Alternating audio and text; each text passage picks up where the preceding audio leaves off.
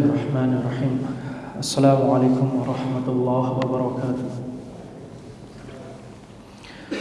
Alhamdulillah, wassalatu wassalamu ala rasulillah wa ala alihi wa ashabihi wa man tabi'ahum bi ihsanin ila yaumil qiyamah.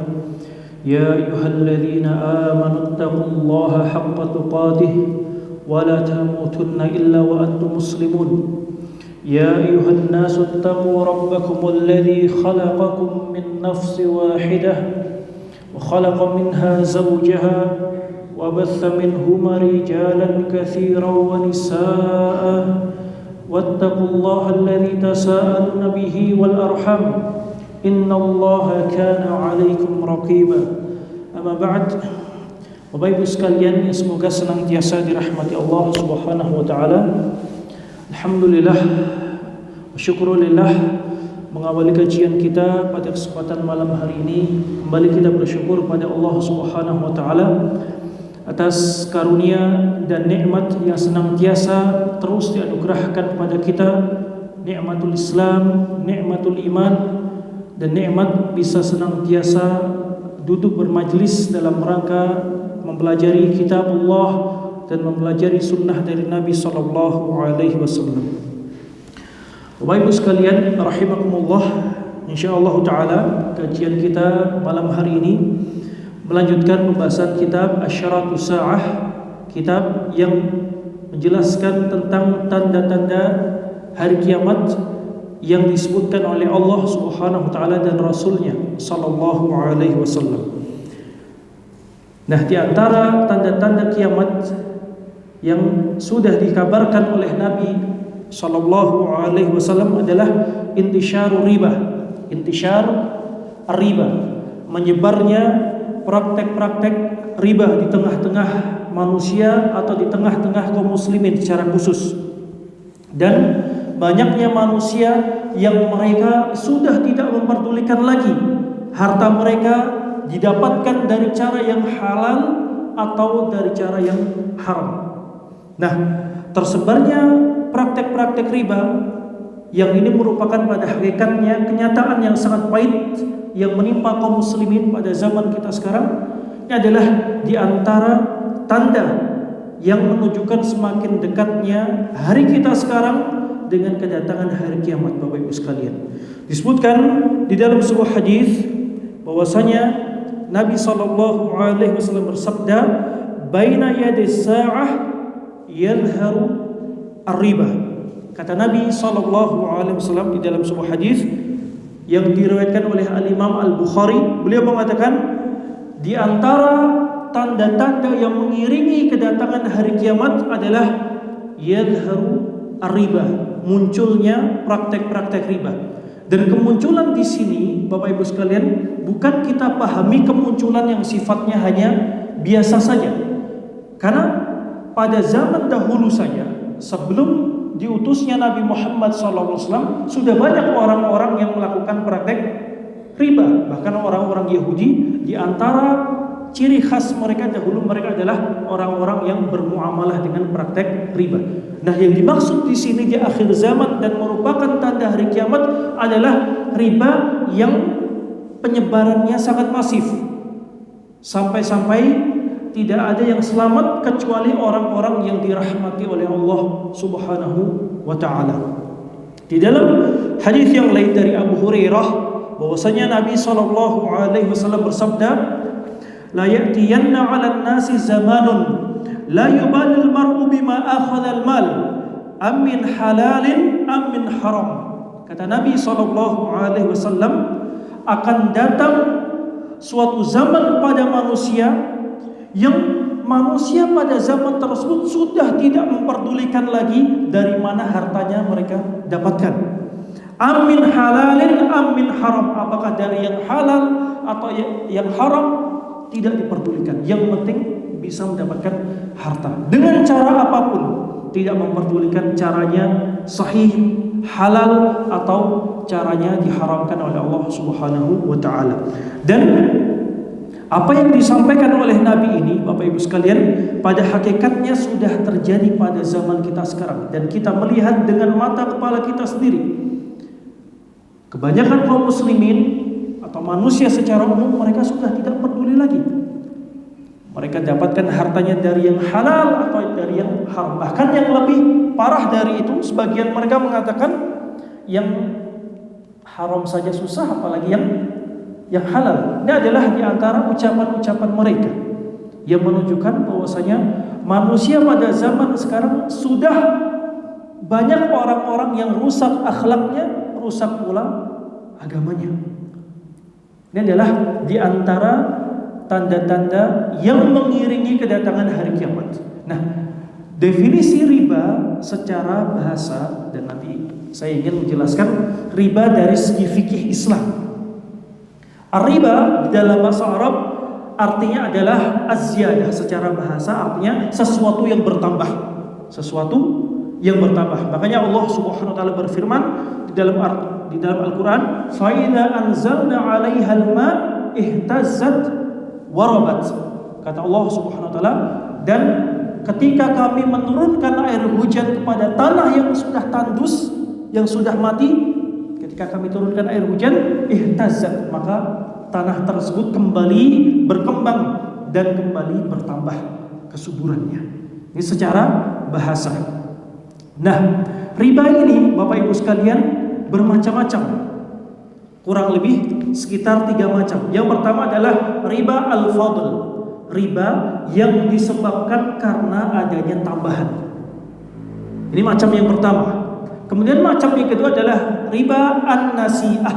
Riba yang sebabnya adalah pengunduran atau pengakhiran barang yang diperjualbelikan. Nanti kita jelaskan. Misalnya ada orang menjual dengan sistem barter ya. Misalnya kurma dengan gandum.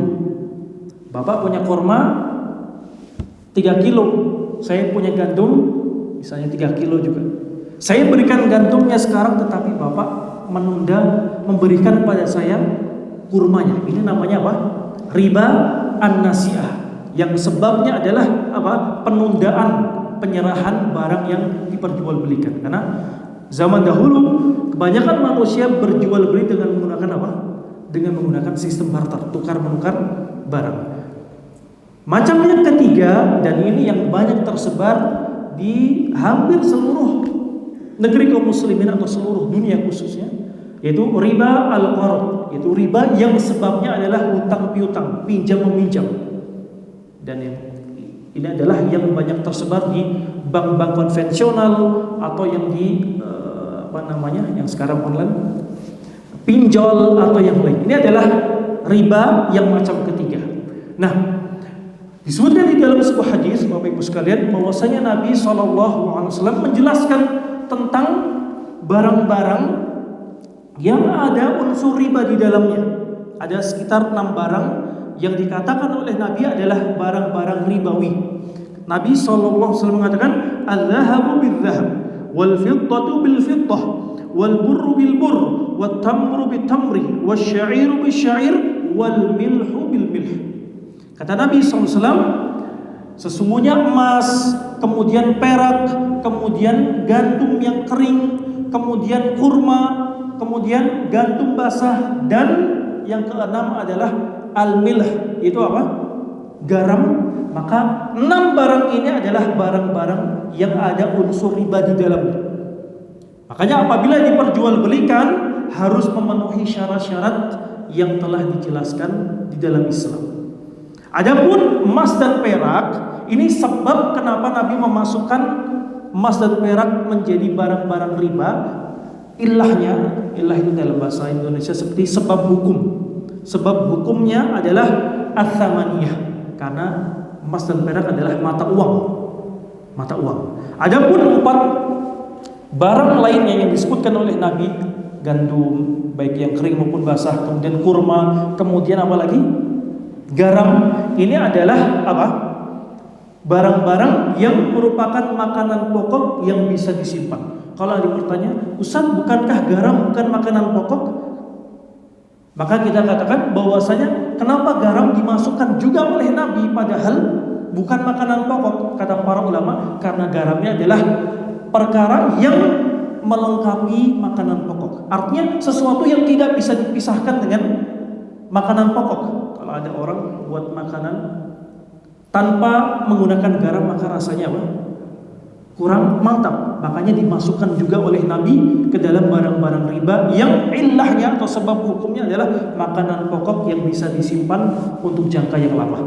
Nah, di dalam kaidah dikatakan apabila kita menjual barang yang ada unsur riba di dalamnya dengan barang yang sama, maka harus memenuhi dua syarat. Jadi misalnya Bapak punya emas 2 gram, apakah boleh ditukar dengan emas 3 gram? Boleh atau tidak? Ini namanya riba. Ada unsur apa? Unsur penambahan. Jadi apabila barangnya sama, maka harus memenuhi 2 syarat. Syarat yang pertama adalah at-tasawi fil miqdar, harus sama jumlah dan takarannya, ukurannya harus sama. Ini syarat yang pertama. Syarat yang kedua adalah apa?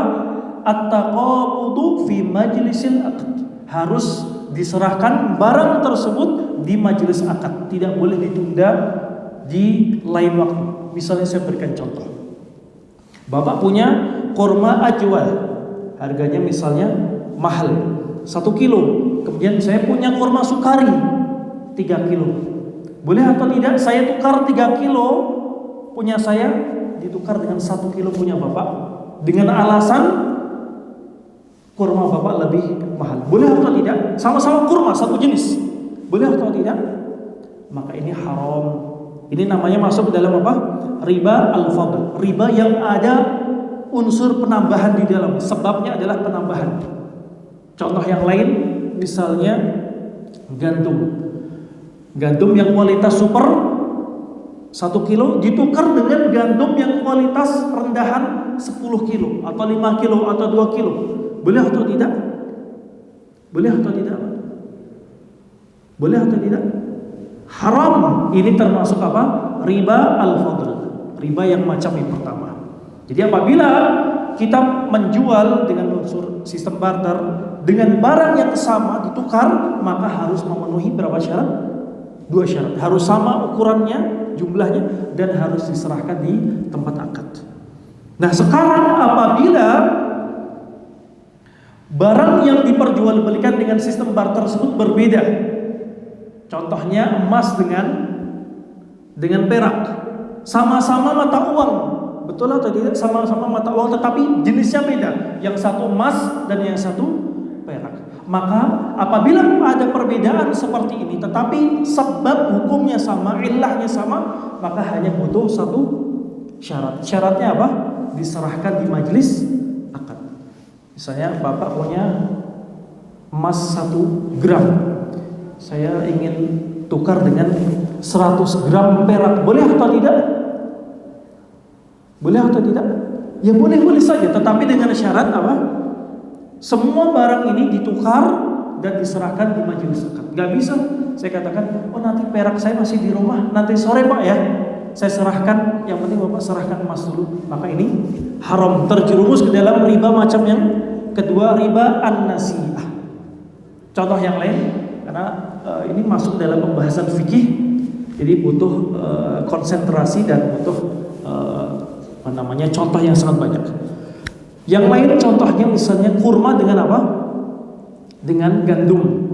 Berbeda jenisnya, tetapi ilahnya atau sebab hukumnya apa? Sama-sama makanan pokok. Kurma makanan pokok, gandum makanan pokok yang bisa disimpan dengan jangka waktu yang lama keduanya. Bapak punya kurma 5 kilo, saya tukar dengan gandum saya 10 kilo. Boleh atau tidak? Kurma dengan gandum sama-sama barang-barang riba. Boleh atau tidak? Boleh, dengan catatan harus diserahkan di majelis akad. Jadi apabila ada perbedaan jenis, maka syaratnya hanya 1, yaitu tidak boleh ditunda. Apabila ditunda, maka terjerumus ke dalam riba an-nasihah, riba macam yang kedua, karena ada unsur penundaan penyerahan barang.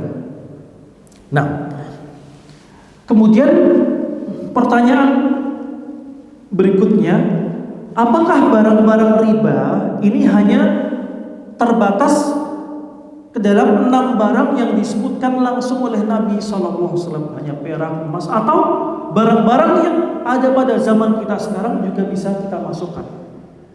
Contohnya mata uang rupiah, dolar, pound sterling, euro. Ini mata uang.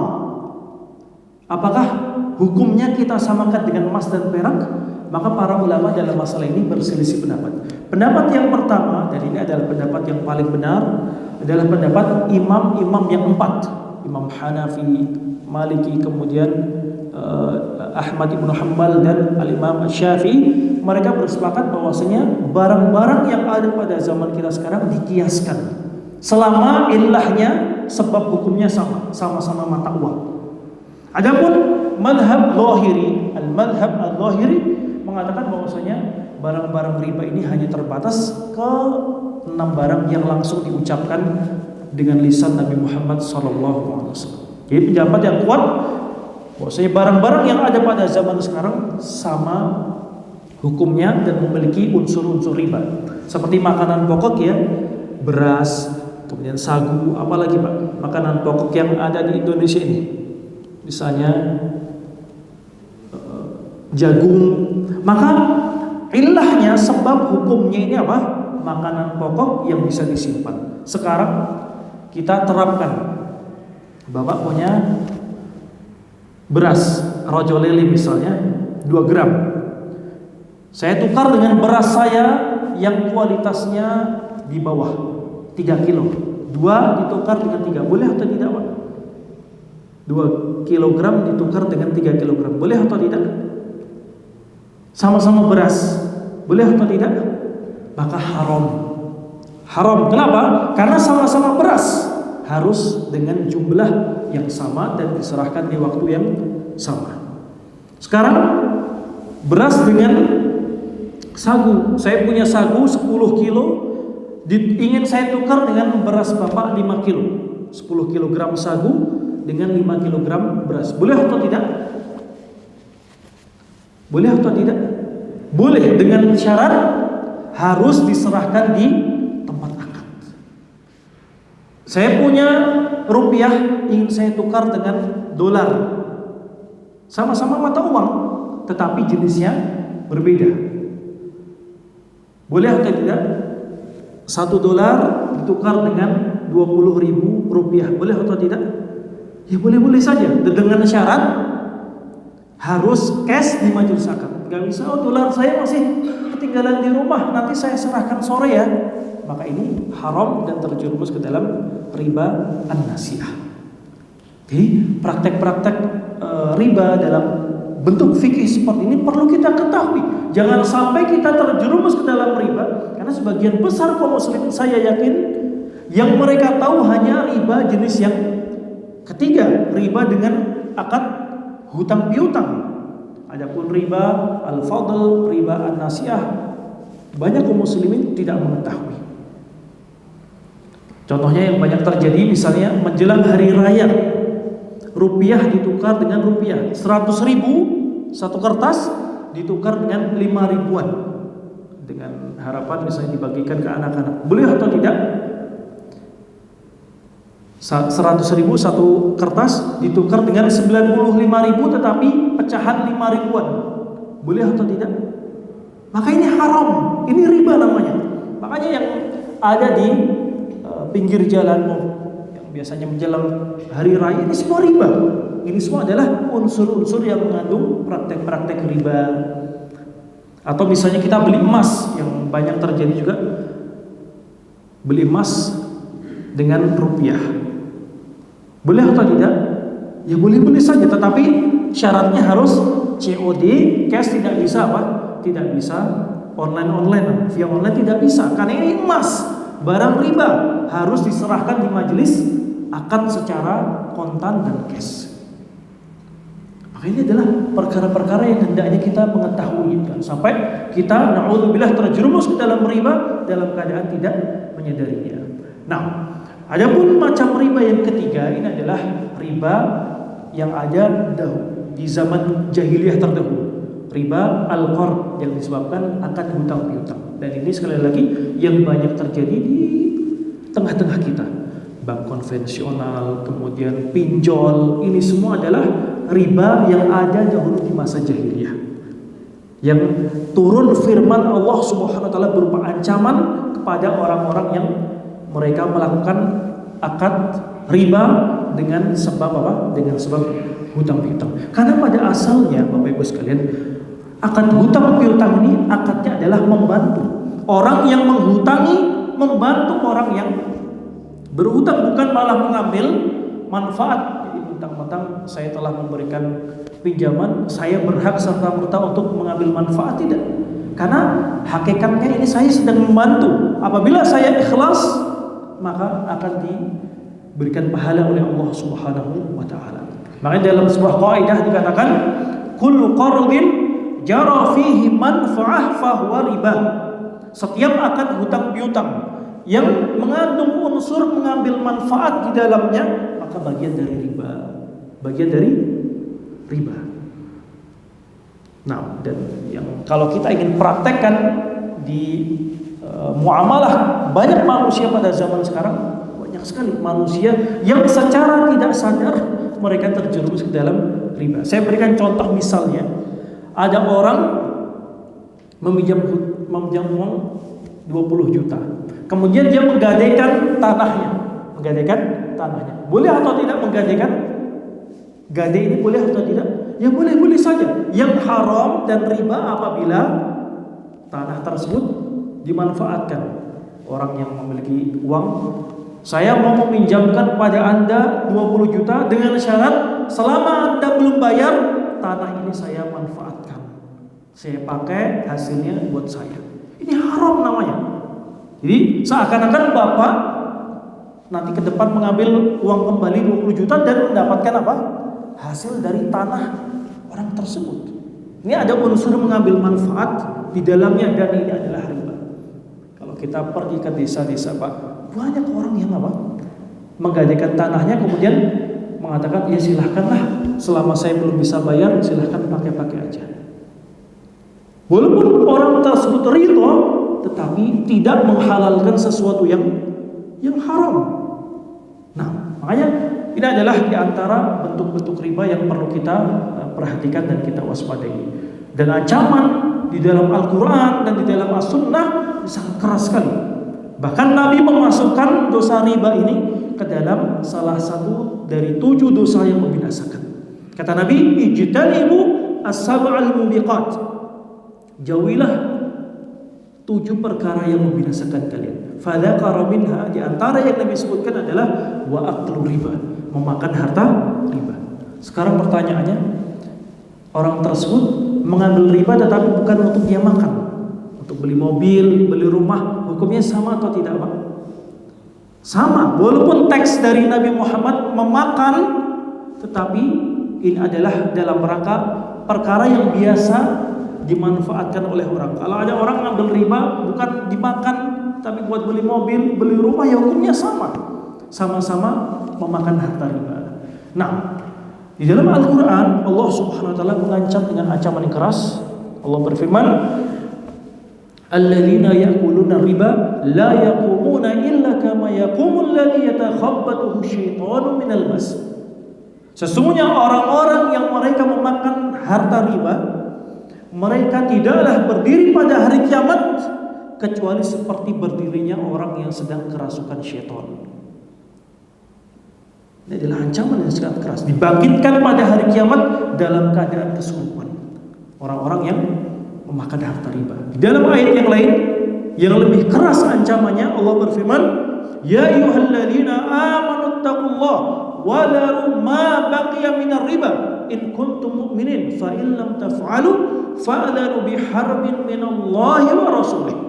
Kata Allah Subhanahu wa taala, wahai orang-orang yang beriman, takutlah kalian pada Allah, bertakwalah kalian kepada Allah, wa daru ma baqiya minar riba, dan tinggalkanlah sisa-sisa riba yang masih ada pada kalian.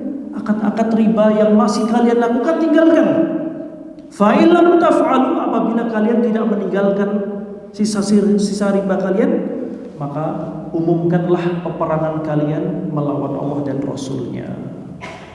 Nah, di dalam hadis yang lain juga dari sahabat Jabir ibnu Abdullah, beliau mengatakan, la'ana Rasulullah sallallahu alaihi wasallam akila riba wa mukilahu wa katibahu wa syahidaihi wa qala hum sawa. Kata Jabir, Rasulullah telah melaknat orang yang memakan harta riba, mengambil harta riba, dan orang yang memberikan riba, maksudnya konsumennya, pelanggannya, customernya, wa katibahu, dan orang yang mencatat transaksi riba, wa syahidaihi, dan orang yang menjadi saksi di akad tersebut. Kata Nabi, hum sawa, mereka itu sama-sama berdosa dan terlaknat di sisi Allah Subhanahu wa taala. Baik yang menjadi pihak pertama yaitu bank misalnya, atau pihak kedua yaitu konsumennya, atau bahkan satpamnya yang menjadi saksi, atau bahkan sekretarisnya atau customer service-nya, semuanya terlaknat di sisi Allah Subhanahu wa taala. Dan maksud dari laknat ini Bapak Ibu sekalian adalah at-tardu wal ib'adu an rahmatillah. Seseorang dijauhkan dari rahmat Allah. Nah, kalau ada orang sudah dijauhkan dari rahmat Allah, bagaimana dia bisa masuk surga? Lalu surga ini adalah sebesar-besar rahmat yang Allah anugerahkan kepada seorang hamba. Jadi kita masuk dalam surga, misalnya ada seorang hamba masuk dalam surga dikarenakan amal solehnya atau rahmat Allah. Pertama, rahmat Allah. Amal solehnya hanya sebagai sebab, bukan sebagai sesuatu yang membeli surga. Surga ini murni adalah karunia dan rahmat dari Allah kepada hamba-hambanya, bukan amal-amal soleh kita yang membeli surga tersebut. Nah, maka apabila na'udzubillah ada orang mal'un, terlaknat, maka orang tersebut jauh dari surganya Allah Subhanahu wa taala. Nah, kemudian di antara tanda-tanda hari kiamat Bapak Ibu sekalian yang disebutkan oleh Nabi SAW, zuhurul ma'azif wastihlaluha, munculnya orang-orang yang memainkan alat-alat musik dan orang-orang yang menghalalkan alat musik. Maka disebutkan di dalam sebuah hadis bahwasanya Nabi SAW bersabda dari sahabat Sahal ibnu Sa'ad As-Sa'idi, beliau bersabda, sayakunu fi akhir zaman khasfun wa qadfun wal qainatu. Qila wa mata dhalika ya Rasulullah? Qala sallallahu alaihi wasallam, idza dhaharatil ma'azif wal qainatu. Kata Nabi SAW, sayakunu fi akhir zaman khasfun wa qadfun wa maskhun. Akan terjadi di akhir zaman nanti khasfun. Al-khasfu dalam bahasa Arab adalah penenggelaman, di mana Allah Subhanahu wa taala penenggelamkan sebagian tempat, ditenggelamkan, baik itu dengan ditenggelamkan ke tanah seperti yang terjadi pada Qarun, atau dengan Allah Subhanahu wa taala menimpakan gunung pada tempat tersebut. Wa qadfun, dan di akhir zaman juga akan terjadi apa? Orang-orang yang akan dilimpari dengan hujan batu, dan akan ada maskhun, yaitu orang-orang yang wajahnya dirubah oleh Allah Subhanahu wa taala menjadi wajah kera dan babi. Kemudian dikatakan oleh para sahabat, wahai Rasulullah, kapan hal tersebut terjadi? Kata Nabi, idza dhaharatil ma'azif wal qainat, ketika banyak tersebar alat-alat musik. Ketika banyak tersebar alat-alat musik dan al-qainat. Al-qainat dalam bahasa Arab kata para ulama adalah perempuan-perempuan yang mereka memainkan alat musik bihadratir rijal, di hadapan laki-laki yang bukan mahramnya. Itu seperti biduan atau na'udzubillah yang semisal dengan itu. Jadi apabila telah muncul alat-alat musik dan wanita-wanita yang mereka berjoget ria atau menyanyi menggunakan alat musik di hadapan laki-laki yang bukan mahramnya, maka ini adalah tanda Allah Subhanahu wa taala menimpa. Bapak Ibu sekalian, pada zaman kita sekarang, Bapak pernah mendengar sebuah desa namanya Desa Legetan. Mungkin nanti bisa dicek di internet. Desa Legetan yang berada di dataran tinggi Dieng, Jawa Tengah. Kurang lebih sekitar 70 tahun yang lalu, desa Legetan ini adalah desa yang sangat makmur. Yang Allah Subhanahu wa taala memberikan kesuburan pada tanahnya. Kemudian apa yang terjadi? Penduduk desa tersebut, Desa Legetan ini, mereka ketika dibukakan pintu-pintu dunia, mereka lupa. Ya, yang diceritakan tentang desa tersebut, setiap hari main musik-musikan, kemudian minum-minuman keras, dan satu kampung itu. Sampai akhirnya datang suatu malam, Allah Subhanahu wa taala menimpakan pada mereka gunung namanya Gunung Pengamun-amun. Jadi gunung ini seharusnya kalau misal terjadi longsor, gunung ini menimpa apa? Desa yang berada di lereng Gunung Pengamun-amun tersebut. Tetapi kenyataannya gunung ini diangkat oleh Allah Subhanahu wa taala dan menimpa sebuah desa namanya Desa Legetan. Dan ini sudah nyata. Ada contohnya di mana Allah Subhanahu wa taala menenggelamkan sebagian manusia. Kapan? Ketika banyak tersebar alat-alat musik dan wanita-wanita yang bernyanyi di hadapan laki-laki. Na'udzubillah. Dan betapa banyak hal ini sudah terjadi pada zaman kita sekarang. Bahkan boleh jadi di kampung kita, acara sunatan atau acara pernikahan yang dipanggil bukannya kajian atau misalnya syukuran, malah yang dipanggil na'udzubillah orang-orang yang mereka adalah membawa kefasikan, membawa murka dari Allah Subhanahu wa taala. Nah. Kemudian disebutkan di dalam sebuah hadis Bapak Ibu sekalian bahwasanya akan datang suatu zaman di mana sebagian manusia ini mereka menghalalkan alat musik. Bahkan kalau kita bertanya kepada orang-orang yang misalnya mohon maaf belum mengaji atau tidak pernah menuntut ilmu, maka mereka dengan bangga dan dengan tegas mengatakan, alat musik ini kenapa dilarang? Apa yang salah? Pasti mereka akan mengatakan ucapan tersebut. Padahal disebutkan di dalam sebuah hadis Nabi mengatakan, la yakunanna min ummati aqwamun yastahilluna al-hirra wal harir wal khamra wal ma'azif. Kata Nabi SAW, akan datang di tengah umatku sekelompok orang yang mereka menghalalkan al-hir, menghalalkan perzinahan. Sudah ada orang-orang yang mereka menghalalkan perzinahan. Makanya mereka membuka tempat khusus namanya lokalisasi atau yang semisal. Ini adalah di antara bentuk menghalalkan perbuatan zina. Na'udzubillah summa na'udzubillah. Wal harir, dan akan ada di kalangan umat Nabi Muhammad yang mereka menghalalkan sutra bagi laki-laki. Wal khamra wal ma'azif, dan akan ada orang-orang yang menghalalkan minuman keras. Dengan memberikan nama minuman keras ini adalah minuman rohani kata mereka. Minuman rohani atau penyejuk jiwa atau yang semisalnya. Ini semua adalah di antara bentuk menghalalkan minuman keras. Dan yang terakhir wal ma'azif, akan ada orang-orang yang menghalalkan alat-alat musik. Jadi ketika alat musik digabungkan dengan zina, dengan minuman keras, itu artinya apa, Pak?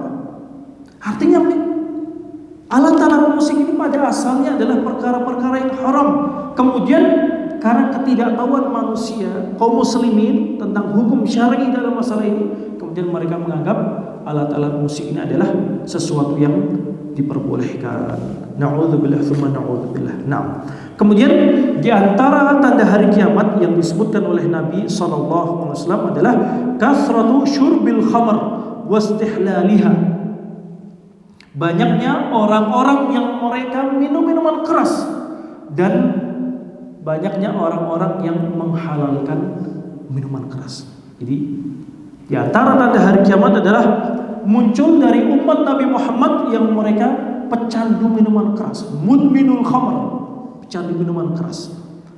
Kalau di dalam Islam, Bapak Ibu sekalian, hukuman had bagi pecandu minuman keras ini seperti apa, Pak? dicambuk sebanyak 40 kali, bahkan bisa sampai 80 kali. Tergantung apa? Tergantung seberapa besar kecanduan orang tersebut pada minuman keras. Disebutkan di dalam sebuah hadis, Nabi SAW mengatakan, "Inna min asyratis sa'ah fadzakara minha wa yushrabul khamr." Kata Nabi SAW di dalam hadis Anas bin Malik, di antara tanda-tanda hari kiamat, Nabi banyak menyebutkan. Di antara yang Nabi sebutkan, wa yushrabu al-khamr, banyaknya orang-orang yang mereka meminum minuman keras, al-khamr. Dan yang dimaksud dengan al-khamr ini adalah setiap perkara yang menutupi akal, artinya menjadikan manusia mabuk dan orang tersebut merasakan kenikmatan pada saat mabuk tersebut. Jadi tidak semua sesuatu yang memabukkan kemudian dianggap minuman keras. Jadi ada orang menggunakan obat misalnya, kemudian dia mabuk. Apakah dia dianggap minum minuman keras? Tentu tidak. Karena apa? Definisi al-khamr adalah setiap perkara yang menutupi akal, menjadikan mabuk, dan orang tersebut berasa nikmat atau merasakan kenikmatan, merasa dia melayang-layang atau yang lainnya. Ini adalah yang dimaksud dengan al-khamr. Dan minuman keras qalilun wa katsir, baik banyak maupun sedikit, semuanya haram. Jadi jangan sampai ada orang mengatakan yang penting kan tidak sampai mabuk.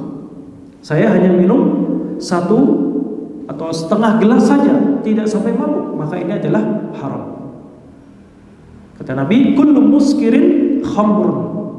Setiap yang memabukkan maka dianggap sebagai minuman keras. Nah, kemudian yang lebih parah dari sekedar banyaknya orang-orang meminum minuman keras, itu orang yang menjual minuman keras secara terbuka. Jadi banyaknya orang-orang yang mereka malah berani memperjualbelikan minuman keras secara terang-terangan tanpa ada rasa takut atau khawatir akan ditangkap misalnya. Maka ini adalah di antara bentuk apa? Musibah, kenyataan pahit yang menimpa kaum muslimin pada zaman sekarang. Makanya disebutkan di dalam sebuah kaidah, innallaha idza harrama syai'an harrama bai'ah. Sesungguhnya Allah apabila mengharamkan sesuatu, maka Allah juga mengharamkan mengambil untung dan manfaat dari jual belinya. Khamr haram, maka jual beli minuman keras juga diharamkan. Nah, kemudian yang lebih parah juga akan ada di kalangan umat Nabi Muhammad yang mereka apa? Menghalalkan minuman keras. Menghalalkan, padahal minuman keras ini adalah perkara yang sudah jelas keharamannya. Jadi Bapak Ibu sekalian, minuman keras ini dahulu awal pengharamannya ini secara bertahap. Jadi pada awal-awal Islam minuman keras belum diharamkan. Jadi Allah Subhanahu wa taala berfirman di dalam Al-Qur'an, "Yas'alunaka 'anil khamri wal maisir. Qul fihima itsmun kabirun wa manafi'u lin-nas wa itsmuhuma akbaru min naf'ihima." Jadi Allah Subhanahu wa taala masih memberikan pilihan. Jadi kata Allah Subhanahu wa taala, mereka itu manusia bertanya pada Muhammad tentang apa? Tentang hukum minuman keras. Kata Allah, qul fihi ma itsmun kabir, bahwasanya minuman keras ini adalah perkara yang ada dosa di dalamnya dan ada manfaat dari minuman keras tersebut berupa jual beli minuman keras di awal-awal Islam. Jadi dengan turunnya ayat ini belum diharamkan minuman keras. Kemudian barulah masuk ke tahap yang kedua. Allah Subhanahu wa taala mengharamkan minuman keras ini pada saat waktu-waktu salat. Kata Allah, ya ayyuhalladzina amanu la taqrabus salata wa antum sukara. Wahai orang-orang yang beriman, janganlah kalian minum minuman keras janganlah kalian salat dalam keadaan kalian mabuk minuman keras. Jadi Dahulu setelah turunnya ayat ini, para sahabat atau manusia pada saat itu boleh minuman keras kapan Pak? Pada saat malam hari, mungkin setelah Isya. Karena kalau minum setelah subuh atau pagi, betul bukan waktu sholat, tetapi apa? Tidak memungkinkan karena pagi adalah waktu bekerja. Makanya dahulu manusia meminum minuman keras setelah sholat Isya. Barulah turun firman Allah Subhanahu wa taala di surat Al-Maidah.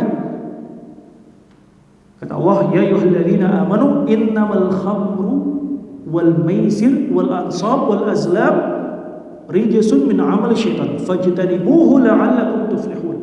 Kata Allah, sesungguhnya minuman keras, perjudian dan mengundi nasib untuk berhala, semua itu adalah sesuatu yang najis dan bentuk perbuatan syaitan.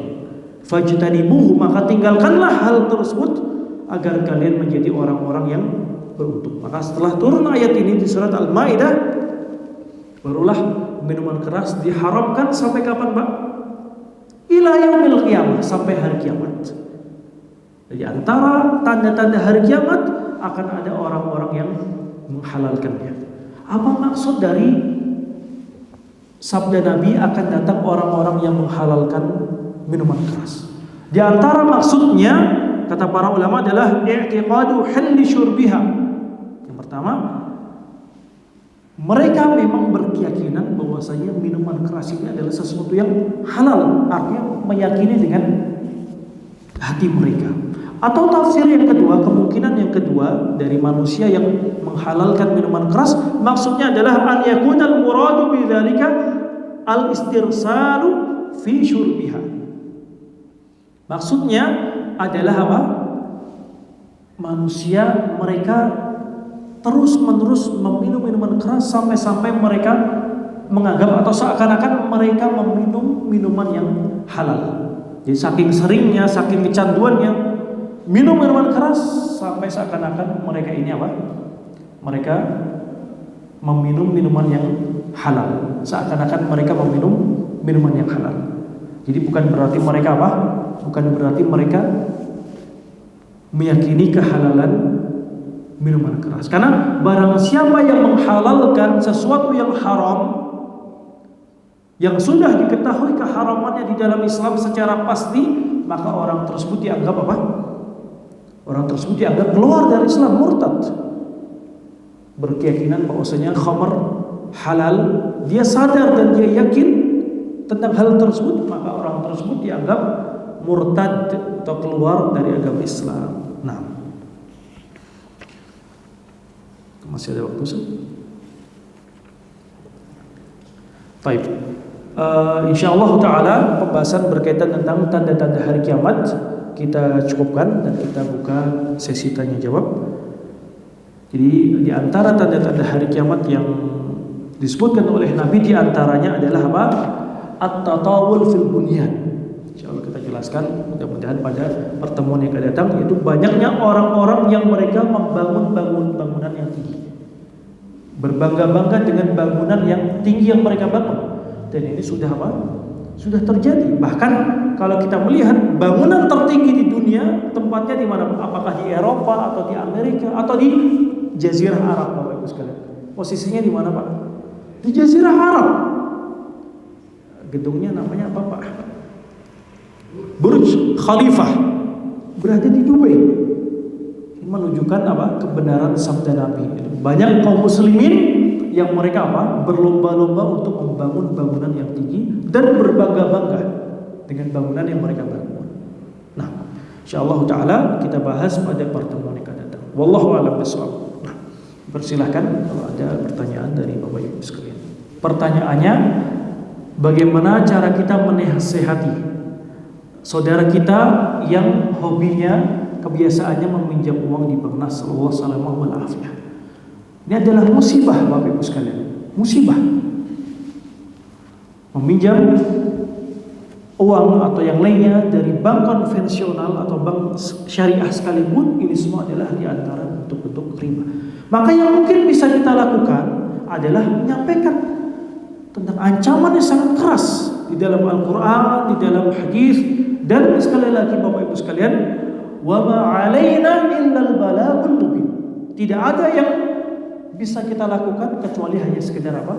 Menjelaskan. Adapun al-hidayah dan at-taufik, dia berubah atau tidak berubah, maka semua diserahkan kepada Allah Subhanahu wa taala. Jadi tugas kita hanya apa?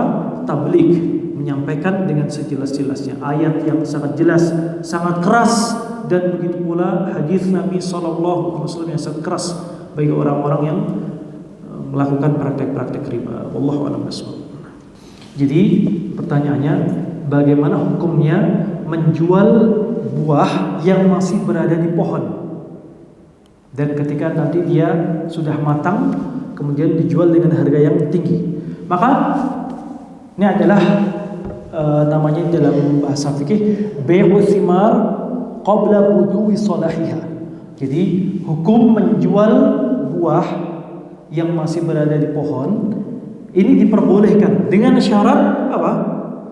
Buah tersebut sudah apa? Sudah muncul tanda-tanda akan menjadi buah yang matang.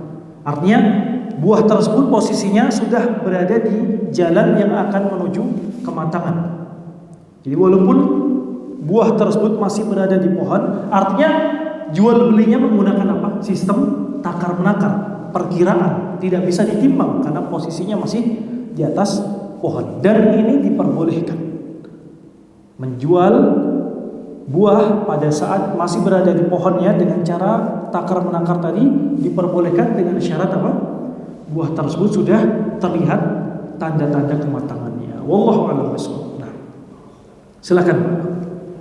Maka hukum asalnya apabila sudah ada akad transaksi jual beli, maka pohon tersebut sudah menjadi milik si pembeli, kecuali apabila si pembeli ridho dan mengizinkan bahwasanya selama buah tersebut masih dalam proses kematangan, boleh silahkan Bapak untuk makan satu atau dua. Apabila ada keridhaan dari pembeli tersebut, maka insya Allah tidak dipermasalahkan. Karena hukum asalnya barang tersebut, yaitu buah tersebut sudah menjadi milik pembeli walaupun posisinya masih di atas pohon. Yang diharamkan dan dilarang adalah apa? Menjual buah yang belum jelas kematangannya, masih kecil kutil ya bahasanya, kemudian diperjualbelikan, kemudian ternyata berapa bulan kemudian zong. Ini yang haram. Tapi apabila sudah jelas akan ada tanda-tanda kematangan, sudah jelas, maka insya Allah diperbolehkan. Ini namanya bai'u thimar qabla buduwi salahiha. Wallahu a'lam bishawab. Barang DP tersebut.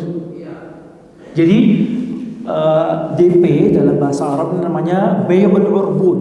Baik al-urbun, dan ini DP ini diperbolehkan. Jadi kenapa ada DP? Ini karena orang yang sudah menerima DP ini tidak bisa menjual ke orang lain. Saya berikan contoh yang lain dulu sebelum masuk ke contoh yang Bapak sebutkan.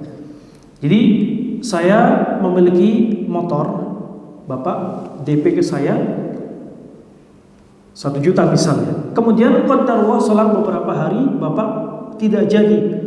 Apakah boleh bagi saya mengambil DP tersebut dan tidak mengembalikan ke Bapak? Boleh atau tidak? Boleh-boleh saja. Ini namanya bai'ul urbun. Kenapa? Karena dalam jangka waktu misalnya 5 hari atau 6 hari ini saya tidak bisa menjual motor saya kepada orang lain. Dan ini adalah yang DP tadi adalah seakan-akan konsekuensi dari 6 hari yang saya tidak bisa menjual barang saya tersebut. Jadi DP ini jual beli menggunakan DP, dan apabila tidak jadi kemudian DP tersebut tidak dikembalikan, maka ini diperbolehkan insya Allah ta'ala. Nah, berkaitan dengan pertanyaan Bapak tadi, apabila sudah di DP kemudian qadarullah terjadi apa? Terjadi al-musibah. Terjadi al-musibah, maka hukum asalnya musibah ini Bapak Ibu sekalian adalah sesuatu yang tidak dikehendaki oleh siapapun. Tidak dikehendaki oleh siapapun, maka hukum asalnya DP tersebut tidak dikembalikan. Jadi DP tersebut tidak dikembalikan. Wallahu a'lam bishawab. Kenapa? Karena sekali lagi dari pihak pemilik cabai atau penjual ini tidak menginginkan juga tertimpa musibah. Begitu pula pembeli yang telah memberikan DP tersebut. Jadi apabila qadarullah terjadi musibah, misalnya banjir bandang atau yang lainnya, maka hukum asalnya DP tersebut tidak dikembalikan ke orang yang membeli tersebut. Wallahu a'lam bishawab. Nah, yang terakhir mungkin sebelum kita tutup, persilakan. Jadi apabila kita mengetahui bahwasanya hutang kita dibayar dengan riba, maka sebaiknya kita di samping kita menerima, kita juga menasihati orang tersebut. Jadi kita menerima insyaallah ta'ala diperbolehkan, karena ini adalah hak kita. Tetapi kewajiban kita kepada orang tersebut adalah memperingatkan tentang kerasnya ancaman riba di dalam syariatul Islam. Jadi pertanyaannya, apabila kita menerima apakah boleh? Maka insyaallah ta'ala diperbolehkan, karena ini adalah hak yang kita miliki. Adapun urusan dia dengan bank konvensionalnya, maka yang kita bisa lakukan adalah menasihati, memberikan ancaman, memberikan peringatan yang sangat keras pada orang-orang yang melakukan praktek-praktek riba tersebut. Wallahu a'lam. Jadi sekali lagi diperbolehkan kita menerima. Nah, membeli rupiah dengan dolar boleh, selama yang penting cash di tempat akad. Yang pertama pertanyaannya berkaitan dengan mengambil manfaat dari gade. Tadi Bapak menggadekan mobilnya. Apakah boleh bagi orang yang menghutangkan tersebut memakai mobil setiap hari? Maka hukum asalnya ini dilarang. Kecuali apabila mobil tersebut apabila tidak dipakai atau tidak dipanasi, misalnya mobil tersebut menjadi rusak, maka diperbolehkan dalam keadaan yang sangat sangat terbatas. Artinya tidak dipakai setiap hari, tetapi hanya sekedar dipanasi 5 menit, setelah itu dimatikan. Tidak dipakai, tidak dimanfaatkan oleh orang yang memberikan pinjaman. Karena sekali lagi Bapak Ibu sekalian, hutang piutang ini akadnya adalah tolong menolong. Ketika Bapak meminjamkan uang pada saya, Bapak sedang menolong saya. Bagaimana mungkin Bapak malah memeras saya, mengambil harta saya berupa tadi memanfaatkan barang gadaian tersebut? Maka hukum asalnya tidak diperbolehkan untuk mengambil manfaat sedikit pun, baik tanah maupun mobil maupun yang lainnya. Ini yang pertama. Kemudian pertanyaan yang kedua berkaitan tentang rupiah dengan dolar secara digital. Jadi tadi kita jelaskan bahwasanya dalam barang-barang riba yang berbeda jenis tetapi ilahnya sama, sebab hukumnya sama, seperti mata uang rupiah dengan dolar atau rupiah dengan euro atau yang lainnya, sama-sama mata uang, maka hukum asalnya harus memenuhi satu syarat. Syaratnya apa? At-taqabudu fi majlisil akad, harus cash, tidak bisa lewat elektronik, tidak bisa lewat internet, harus COD atau harus langsung ketemu penjual dan pembeli tersebut. Wallahu a'lam bishawab. Nah, jadi yang kita lihat bukan nilai, tetapi jumlah takaran dan ukurannya, kiloannya. Jadi tadi Bapak bertanya, misalnya beras rojo lele 3 kilo setara dengan beras raskin 10 kilo. Walaupun sama-sama harganya 50.000 3 kilo rojo lele, kemudian raskin misalnya 10 kilo 50.000, apakah boleh ditukar? Ya tidak boleh. Kenapa? Karena satu jenis, maka harus terpenuhi berapa syarat? 2 syarat. Syarat yang pertama harus sama jumlah dan ukurannya. Syarat yang kedua harus cash di majelis akad. Sama seperti kurma ajwa tadi. Kurma ajwa 1 kilo 200.000 misal. Kurma sukari 1 kilo 80.000. Apakah boleh saya tukar 2 kilo sukari saya dengan 1 kilo ajwa? Ya, haram. Ini namanya riba al-fadl, riba yang ada unsur penambahan di dalamnya. Jadi intinya Bapak Ibu sekalian, kita tidak melihat tidak melihat nilai barangnya. Yang kita lihat adalah jumlah dan takaran barang tersebut. Nah, mudah-mudahan bermanfaat bagi kita semua. Kita cukupkan. Subhanakallahumma wa bihamdika asyhadu an la ilaha illa anta astaghfiruka wa atubu ilaik. Wassalamualaikum warahmatullahi wabarakatuh.